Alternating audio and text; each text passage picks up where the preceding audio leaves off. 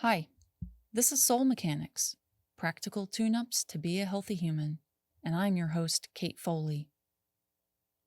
What is healing? When you think of a healer, what images come to mind? Some people might think of their physician. Others might think of a shaman. A healer can take any form.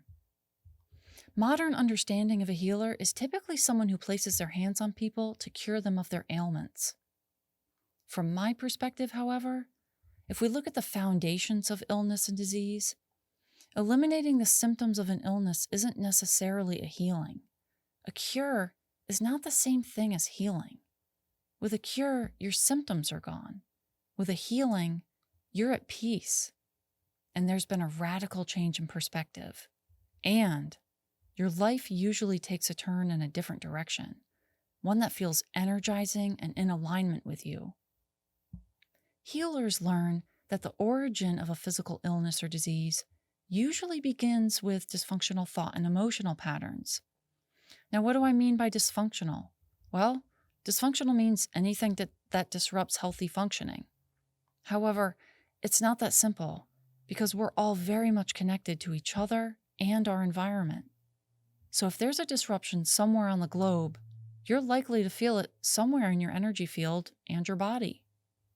But because of the way that we're conditioned, many of us aren't adequately tuned in to be able to feel something so subtle. We're comprised of intersecting layers of information, very subtle information. Think about the basic physical layers like a healthy functioning nervous system.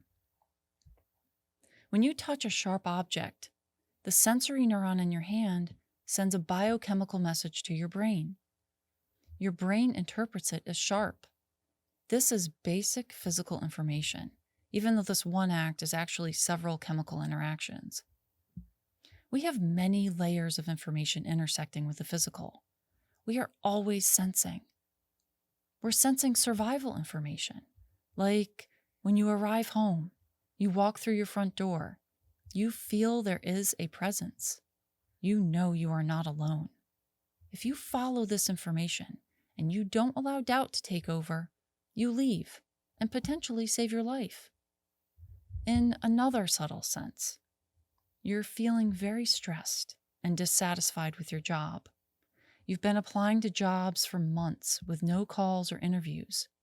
You've had 3 colds over the last 4 months. You long for the weekends, and anxiety builds on Sunday afternoons.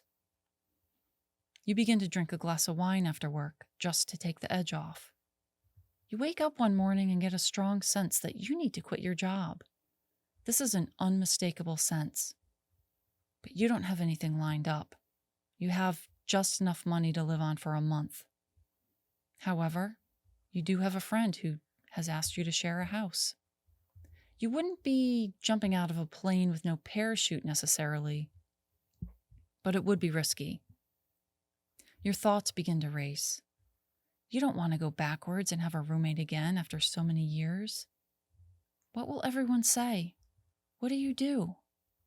Do you continue to keep working when your entire being says quit? These types of situations highlight our relationship with our own wisdom. There are times in our lives when we're called by our own wisdom to take a risk, to do creative things, to really choose to live our lives, to connect more with others. But society or your partner or your friends or your family will not understand. Nonetheless, you know what you need to do. You know what you want to do. And really, it's not a deep feeling. Often we say things like, on a deep level, I feel like I need to leave my job. But really, the feeling isn't deep. The feeling is everywhere. You are likely brimming with that knowledge. What happens when you ignore this feeling? I can't give you a linear answer for this, but I can tell you I've seen people grow deeply depressed, angry, resentful. I've seen chronic pain and frequent illnesses take residence. You might ask, yeah, but are you sure it's all because someone isn't following their own wisdom? I would fervently say yes. I can confidently say yes because I've seen the reverse circumstances. When someone begins to follow their own wisdom, I've seen their health improve, their spirits lift, hope returns, relationships improve, or relationships change altogether. I can include myself in this category. This is why it is vitally important to become aware of your body, your thoughts, your beliefs, and your emotions. In simple terms, know yourself. Know why you do what you do, and think what you think, and feel what you feel. Tie a string to your belief systems. Follow that string. Where does it lead you? In my next episode, I'll talk about our belief systems and how they affect healing. This is Kate Foley. Thank you for listening.